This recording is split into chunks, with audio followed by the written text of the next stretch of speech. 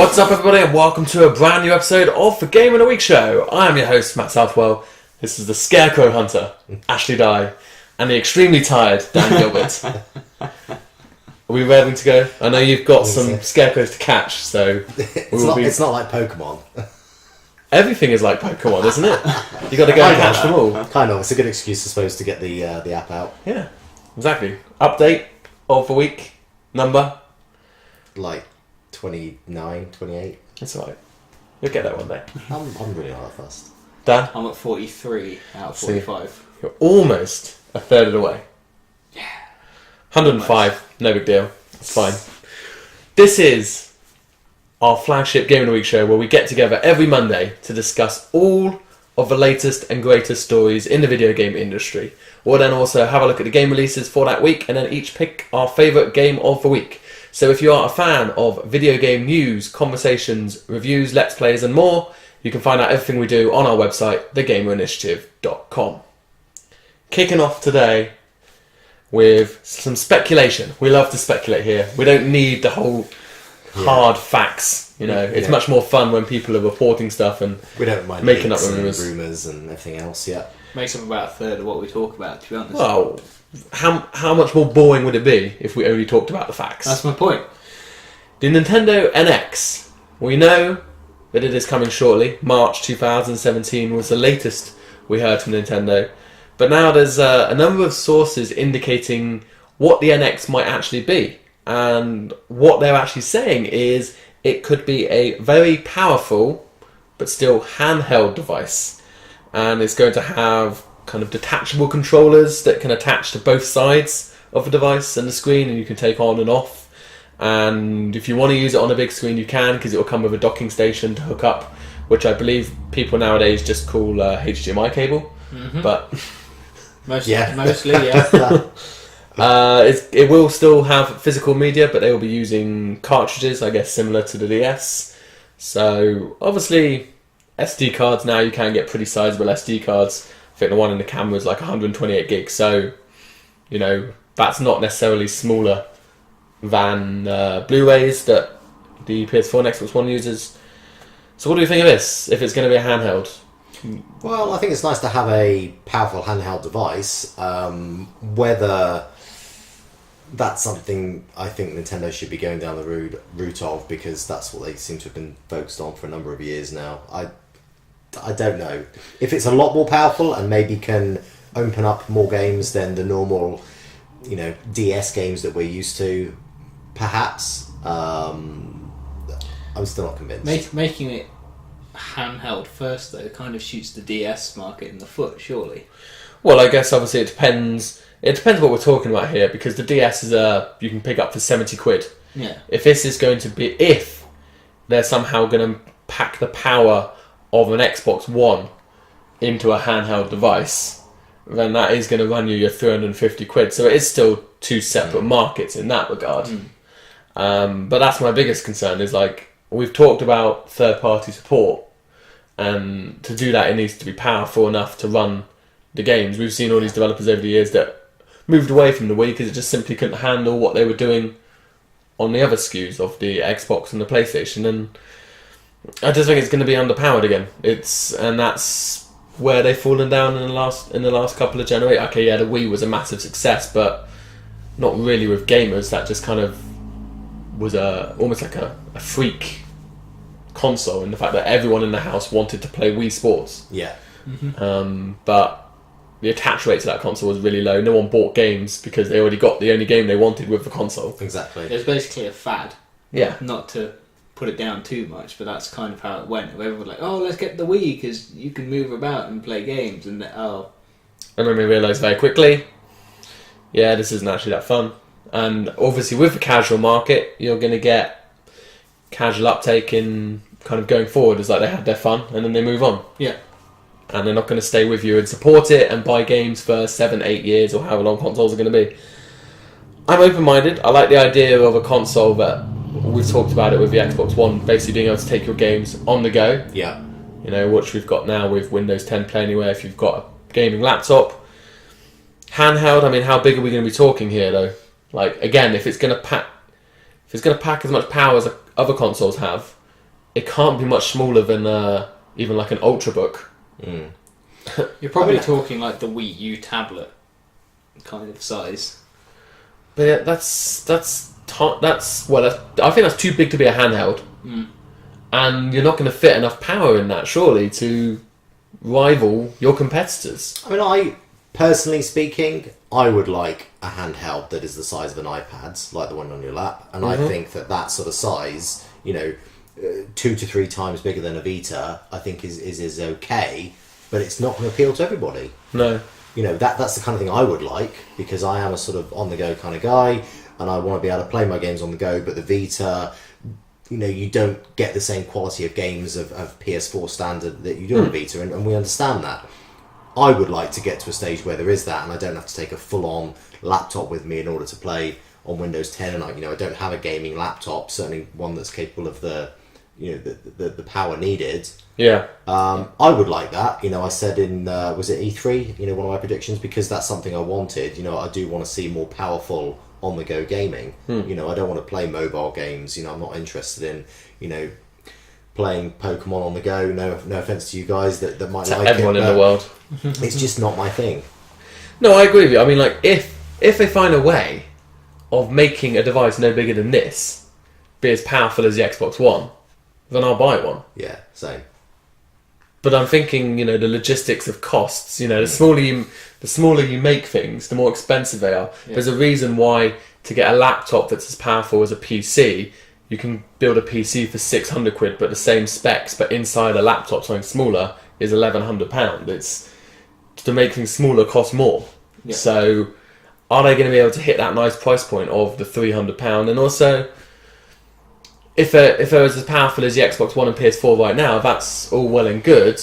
But again, to the gaming community, is that then going to appeal when everyone then brings out the Neo and that's it, and the Scorpio, which is effectively, again, they're always a generation behind, it seems, and they're going to be a generation behind again. Yeah, that is the problem. I think that PS4, Xbox One technology is now 3 years old. I think for Nintendo now to maybe try and put that technology into a handheld, okay, fine, it's great, it would work well as a good device, but you're absolutely right, they are behind the likes of Sony and Microsoft.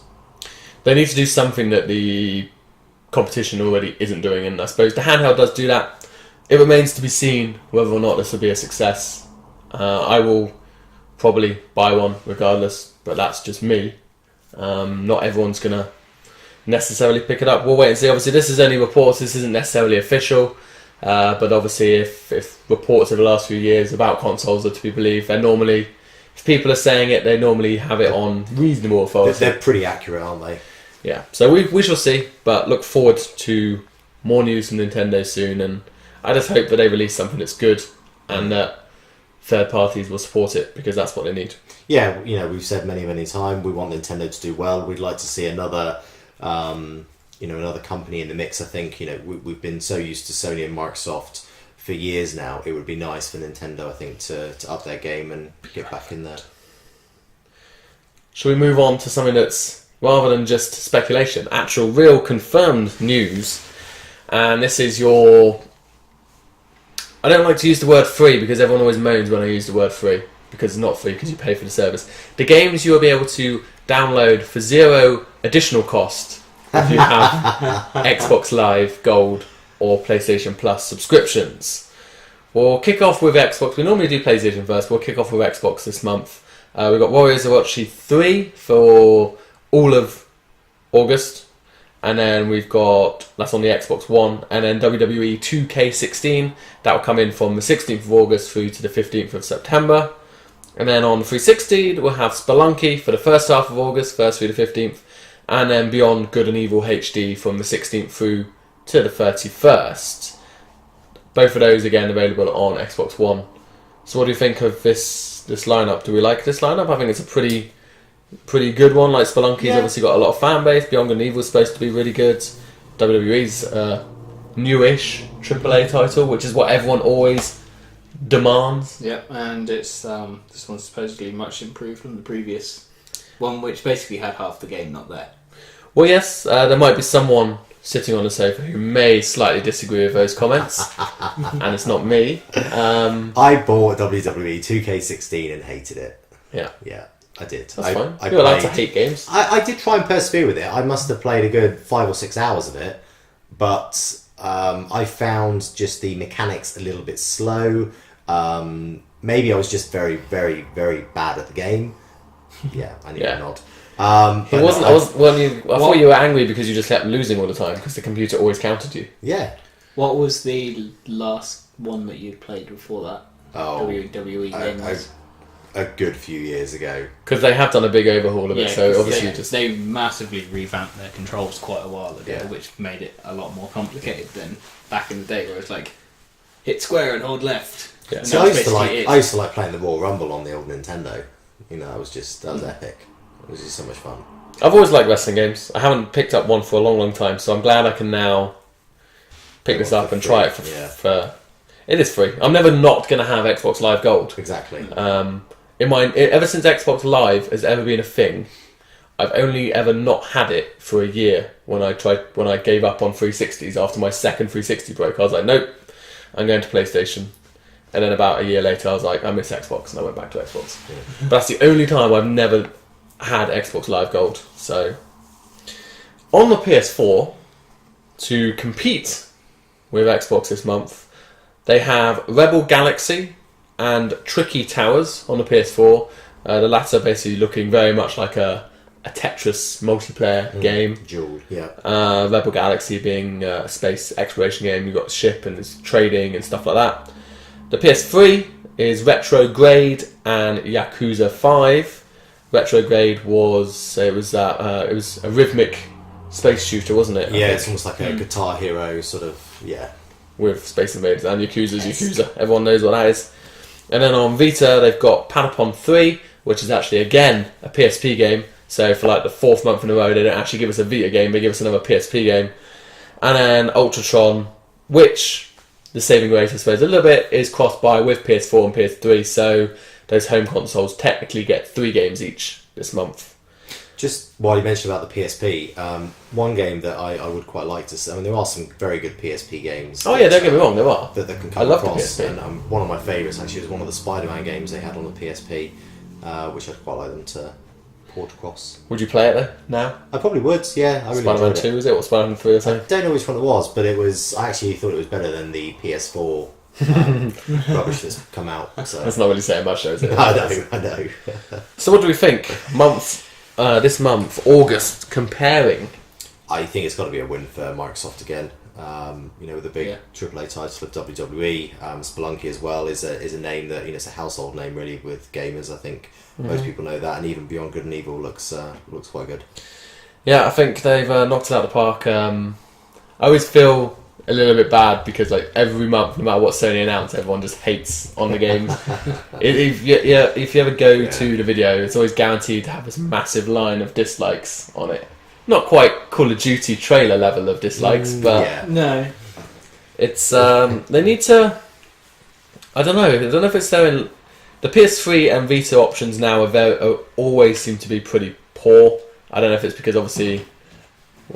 It's not really worth them spending the money for people, because obviously it's not free to get these games for free unless it's a studio that they own. They have to go and pay these developers, publishers. I feel like they're almost kind of dropping the effort on those two consoles, especially now that we're seeing PSP again and again and again. It's just like we can't really be bothered to. Yeah, I think it's just that as much. I'm not sure about Ultratron, but Patapon is, I believe, a second-party game. So, yeah, they're just using studios that doesn't have to cost them money. It's disappointing. I mean, obviously, I'm still going to keep my subscription, but there's a lot of people that are probably thinking, they would cancel their subscription now because go back a few years and we had a lot of really good games on this service, and I don't think that people are. Well, I don't think I'm self-entitled enough to. Like I deserve the free games, but a lot of people will think that they expect AAA every month. Yeah, I mean, I don't even see it as just. It's not for me. It's not just about the the games we get every month. It is about the discounts you get as well. There are a lot of other things you get. You can get downloadable screensavers or wallpaper, desktop, whatever you want to call it, for your screen. There's lots of different things that you get with your PS Plus membership. It's not just about the games we get every month. And you got your online storage as well, I think, which comes your cloud saves and cloud storage stuff, which is really useful to have. Yeah. Because if your PS4 ever dies, then you don't lose all your save games. As Dan will attest to back in the PS3 day, where he had a massive scramble to try and save. Was it your NBA career? It was my NBA career. I got it. You got it. And but then I started up a new one anyway. Afterwards. I was like, I saved it, played about another half season, and went, I'm bored of playing shooting guard. It's going to be a point guard. But yeah, there was that. You had that mad scramble of, am I going to lose my progress? I really don't want to. So yeah. Hopefully, maybe with the launch of VR, it kind of might be an opportunity for them to kind of relaunch the PlayStation Plus lineup, because Xbox keep beating them month after month, and people will say it doesn't matter, but eventually it will. You only need there to be 2 or 3 games a year that you like for it to be worthwhile and cost effective. Well, people do forget a couple months ago we got Gone Home and NBA, which was like a fantastic month, and those 2 games alone pays the subscription for the whole year almost, because NBA is like a 40 quid game and Gone Home's like a 15 quid game. But moving on, No Man's Sky, probably the first big release in the second half of the year, only a couple of weeks away now. We're all getting very excited to play this. There's a certain individual that couldn't wait these couple of weeks. He managed to get his hands, probably has 2 if he's playing video games. He's probably got both of them on an early copy of the game. Reports suggest that he paid in excess of $1,000 for it. Whether or not that's true, that remains to be seen, because the eBay listing has since obviously been removed. But it wouldn't surprise me for someone to pay stupid money to get their hands on the game early. Yeah. He then went and posted a load of videos online about the game, said he was going to continue posting them to show everyone all about the game. And then Sean Murray got very, very sad, basically saying that we spent years filling the game with surprises and you spent years waiting, and that you shouldn't go and spoil the surprises by watching the videos, you should just wait the other 10 days until the game comes out or whatever it is. And then the videos got took down from Dailymotion, but they'll still be on the internet if you really want to go and watch them. None of us, No. None of us have watched them because we don't want it spoiled, and it's a shame, but unfortunately there's always... He said that he didn't want to be that guy spoiling stuff, which is why he's not posting any more videos, but it's like, well, he clearly did want to be that guy. Initially. So what, maybe getting an email or a phone call from some lawyers maybe changed his tune about what kind of guy he wanted to be. I don't know. Maybe it's because it's Hello Games, isn't it? Yeah. Maybe their lawyers contacted him and said, we've got a whole load of legal troubles that you're going to pay for if you don't take these down. Yeah, sure Murray has lawyers on speed dial. In fact, they might even just follow him around now, I don't know. You might just have one work with him full time and just be like... He's had a little bit to deal with, hasn't he, over the last couple of weeks. But we talked about it last week briefly on, well, actually not briefly, quite a bit on Party Chat, so we won't go into huge details again, but how excited, just very quickly, are you for No Man's Sky? I can't wait. I mean, I'm just hoping that the weather is bad enough that it gives me an excuse to stay indoors. You don't need an excuse. Yeah, but when it's gorgeous outside and I just feel a bit guilty staying indoors. But that's why I need that handheld device. Take it on the go. Yeah, but then you're going to have a problem with the glare as well. I'm sure they'll develop no one has so far. I'll take why would it change now? Take the VR with me and just walk around. No, you can't do that. It needs an extra power unit, doesn't it? No, I suppose. It needs to be plugged in. Anyway. Flaws in your otherwise flawless plan. I am excited for this. I think all of us have been really waiting for this to come out for months. So, yeah. If not more. Yeah, if not more. Can't wait. And you as well, Dan? I'm looking forward to it, but I'm trying not to get overly hyped for it, simply for... I don't want it to end up like Just Cause 3, where it's like the hype built and built and built and built, just like looking at how cool the game could be, and then it's just like... Yeah. By the time it actually got there. But I think the difference is there, potentially. What the hell is that? That's not a word. Potentially is that comes in the middle of is $100 well, not 100, but like, a lot of great games. Oh yeah. Whereas here it's like, you can either play that, or you can play some little indie game. Not that there's anything wrong with indie games, but like, in terms of your big experience, I get that. You're strapped more for choices. But I just don't want to build up too much in my own personal expectations for what it's going to be, and then for it to miss that, and therefore feel like it's fallen flat. Yeah, I know what you mean. Yeah, I'm the same as you. So I'm just sort of staying away from everything, and be like, when the game comes, I'm looking forward to playing it. Same. We will have a Let's Play or two, I'm sure, up on the channel when the game releases, so make sure you come back and check that out. We'll have a confused one with all three of us trying to find each other in the galaxy. Well, that's never going to happen. It's like, no. PlayStation VR update. Ash, you just touched on how you're going to walk around with your headset Yeah. out in the Won't be plugged in, sunny you're just world. going to have the headset on. Yeah. According to Sony, they've released some kind of tips and guides about using the headset, and one thing they did say is actually that you should remain seated at all times while using the device. So there you go. You're already going against Sony's health and safety recommendations. Probably because of the fact that if someone's standing up, they're more likely to break things and fall over and stuff. So And sue them for, So it's like McDonald's putting that their coffee is hot on the cup. You know? Yeah. I saw you talk about that stuff. You said stupid. Lidl, did you see this? They've Lidl have had to do a recall on all of their self-branded peanuts because they realised that they hadn't put a warning that they may contain nuts. So they're having to recall them. It's like, shit, do you not remember that Microsoft lawsuit? We need to get our peanuts back. Wow. I'm just envisaging, though, someone that goes around with a nut allergy, just trying to find those bag of peanuts that doesn't have the warning so they can eat it, so they can sue them. There's people There will be someone out there. That person is clearly walking into A&E straight away and just be like, I'm going to need a doctor in about 5 minutes. Pop. But anyway, yeah. So sit down while you're using it. You're also going to need quite a bit of space. 60 square feet around you is the recommended distance you require, which sounds like the biggest thing I have with this is that they say you need to be in the centre of this. Is that no one has their seat or sofa or whatever it is in the middle of a room. So hopefully it doesn't matter that there's no space behind me. I don't quite see why you're going to need space behind you. Is this going to be for the PlayStation Move controllers and the fact you're going to be swinging around, or? I think that's the part, because it says also to clear the playing area fully, which again is in part of the whole no tripping over anything, smashing something, suing them. But it's not necessarily where that's how much you do need. That's like its optimum. So because like again with the way the Kinect worked and everything, The Kinect like that, was obviously a movement thing. Yeah, but it can scale down and so on. It doesn't have to be massively far away or right up close. Yeah. And the way this one works compared to like the HTC Vive and so on is it's not going to have movement trackers in the corners of the room. Like VR's going to be using the PS camera basically in front of your console. So again, that space can scale down.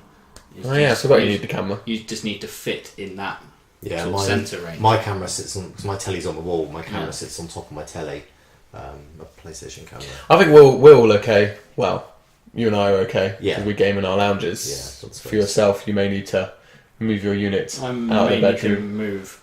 Full stop. Yeah, you're going to have to move out from under the stairs down. I know. Do you reckon you'll be allowed out? I know it's very nice they let you out every weekend to record this, but I get Sundays out. I have to be in work throughout the rest of the day or the rest of the week. And, also, if you are a child under the age of 12, then you're out of luck because apparently you will not be allowed to use the device. I don't quite see how they're going to make that mandatory, but obviously, again, that's a health and safety guide. Your head must be this big to fit, to work the VR system. If there's any wiggle, it's like one of those things where, well, what about people that have small heads? Tough. Yeah, I don't know whether it's purely because of the weight or, I don't know. Yeah, we're talking about VR. It's just a safety thing. It's so that some kid who's young uses it, has, ends up with something happening to them. Massive motion sickness. They can't be sued. It's all health and safety stuff. This is just stupid, really. But on the more exciting side, they've announced what they're calling the social screen, which means if you've got friends around and you're going to take turns in VR, you don't all just have to sit there while your mate's kind of looking around in this headset and you have no idea what's going on. This is amazing! You guys should see this! Well, now you can, because you'll be able to stream a mirror image of what you see onto your your screen, normal TV at home, so everyone can see what you're doing. And I guess that's kind of maybe how the capture is going to work. I'm not quite sure. I haven't really looked at this yet of how people capture game footage from the headset. In addition to that, it would be. it would be. We know that the cinematic mode, so all PS4 games are playable in VR, and they've said that you'll be able to get various sizes of screens, small, medium, and large, but the size of a screen will be up to 226 inches. So it's a little bit larger than your devices that you have at home. I mean, obviously I haven't seen all of your lounges, but I'm pretty confident no one has a screen size bigger than that in their house, as much as you would like to. At least anyone who's probably watching this particular show. Yeah. It's the equivalent of like 4 times the size of my telly. Yeah. So it's like 16 of your TVs then, yeah? Yeah. Crazy. I look forward to that. That's the bit I'm most excited about, actually. Yeah. Is playing all my games in front of a giant TV. Does it mean now that I don't need to actually buy a TV anymore? So I can just use that? Yeah, potentially. Awesome. Potentially.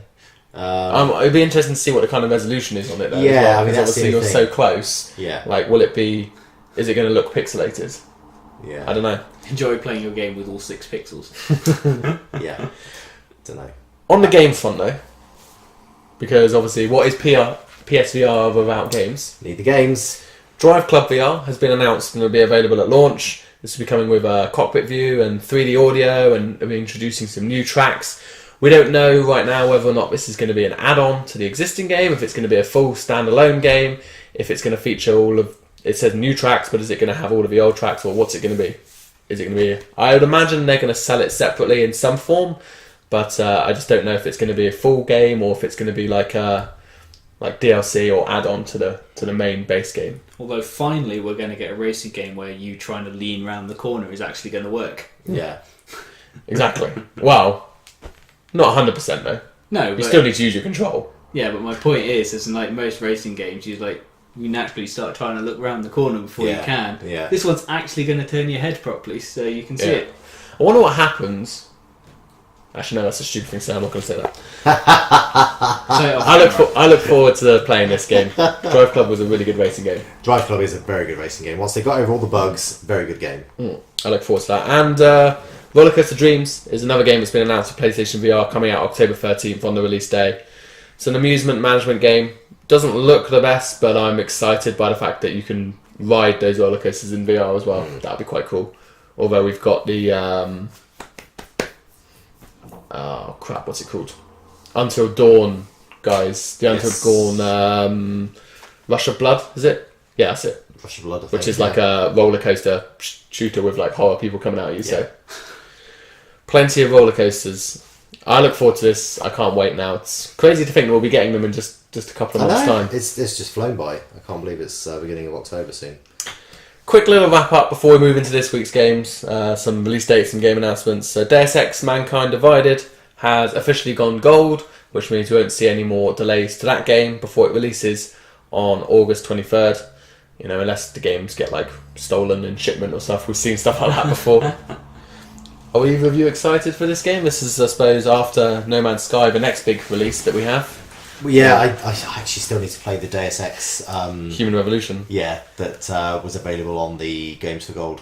Mm-hmm. So I've got it installed on my Xbox One. I know, same. I want to play it. I want to play it. Well, Running out of time. I know. Oh, 3 weeks. Mm-hmm.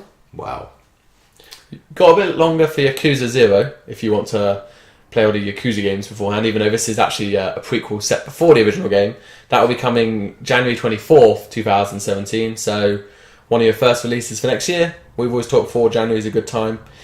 If you're a fan of singing, then maybe you can check out Ubisoft's Just Sing, which is coming on September 6th. I imagine it's just going to be like a SingStar kind of game. Yeah, of course it is. Maybe a good one to have for drunk parties and stuff. I know I've been there before. Yeah, don't invite me. No. I don't invite you to things anyway, it's fine. And then, for fans of Darksiders, a remaster of the original game is coming October this year, October 25th. Really stupid time to be releasing old games, right in the middle of everything else. Yeah. But excited that it's only going to be £16, and I just thought I'd bring this up. Is this not the price that all remasters should be? Yes. Yes. Correct.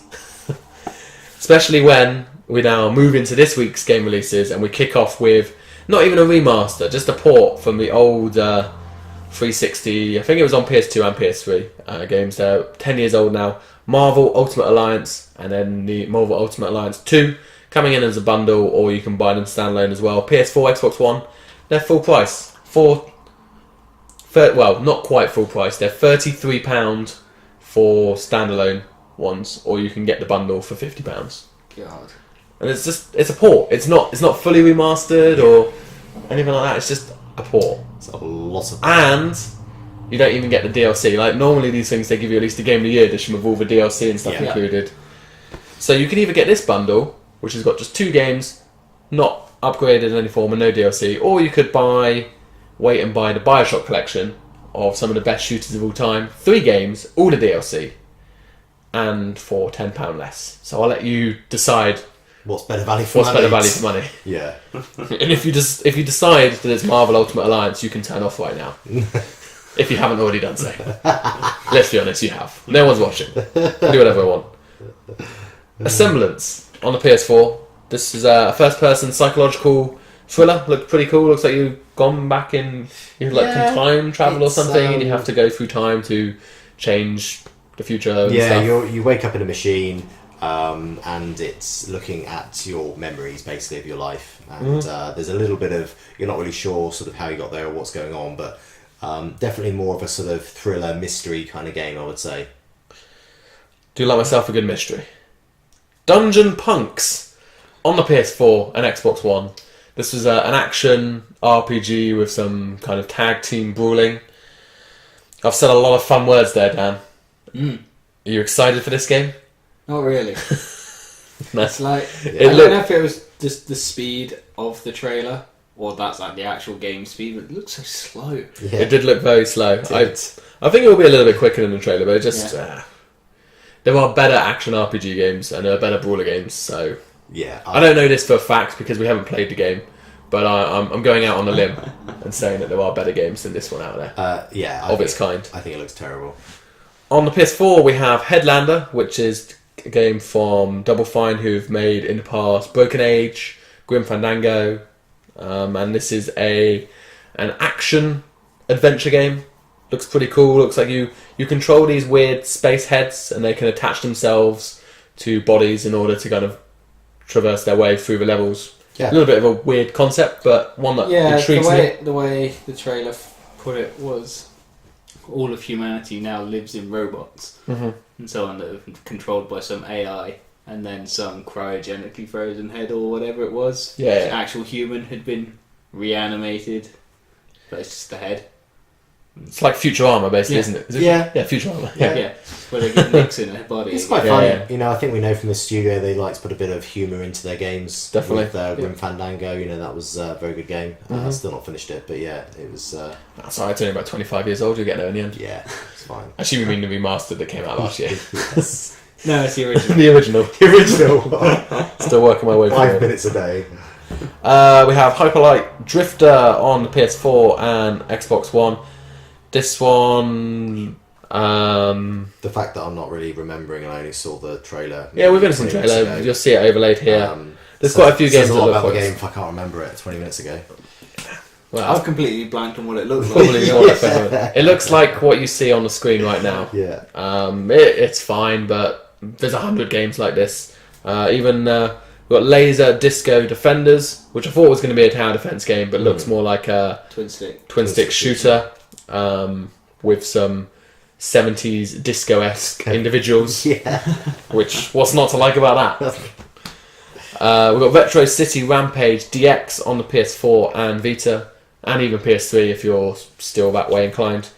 This is a remastering of the old game. It's 8-bit kind of, as the name would suggest, you're kind of in a city and it's all about kind of causing as much chaos and rampage as you can, like driving around, shooting and stuff like that. It looks it's sort of a top-down open world experience, isn't it, with quite a bit of violence. It's sort of GTA-esque. I was going to say, it basically looks like the very early GTA games. Yeah, in that sense. So the DX version apparently has added like a story mode and some challenges to it as well, so if you're a fan of the first game, check it out, and even if you haven't, it might be one actually, definitely one of the better ones this week.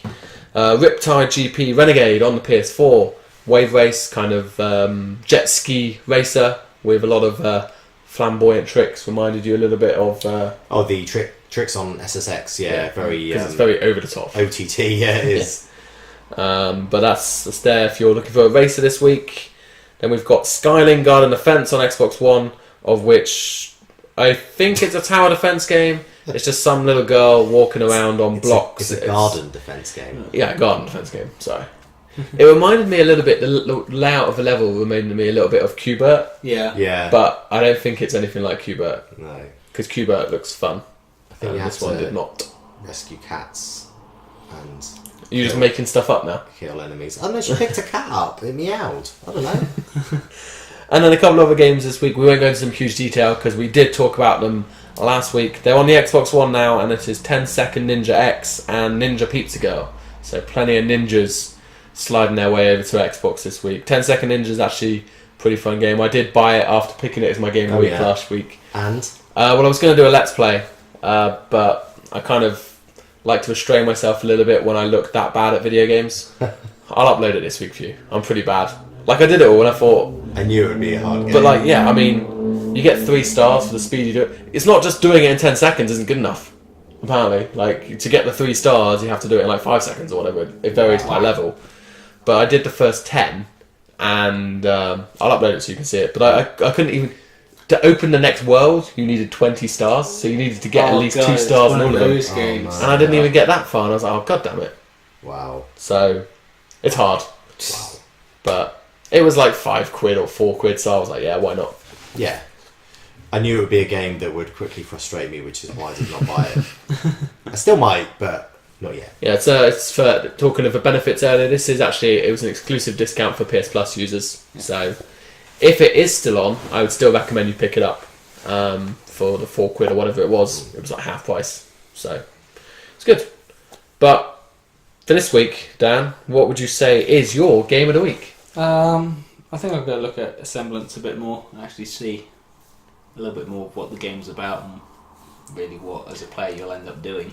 Yeah, well, I suppose like when it's a psychological game, they don't want to give away too much in the trailer because that's the whole point. Exactly. Yeah. It's like building the anticipation. So try and find out a little bit more without spoiling the game, sort of thing. No, it looked interesting.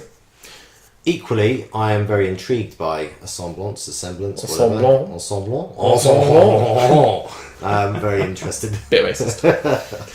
No one's seeing it, it's fine. I'm very interested in the game and intrigued. But preference would be Retro City Rampage DX. You've got it on the PS4 and the Vita. And I'm always looking for opportunities on the Vita. Looks good. Cross-buy as well, so you need to buy it once. Even better. Exactly. So 3 differences of opinion this week because I think I'm going to go with Headlander on the PS4. It looks interesting. I am a fan of kind of the 2D kind of action platforming games, and the pedigree behind the studio makes me have some confidence in them as well. But it's one I need to. I'm not going to just definitely go and download it because I haven't seen enough. But like you, find out a little bit more, see how it's scoring, and if people are saying that it's decent, then I'll probably pick it up. But I do really want to try and play Deus Ex, so maybe I shouldn't be buying more games at this moment in time. Same. So, there we go. That's it for this week on the Game of the Week show.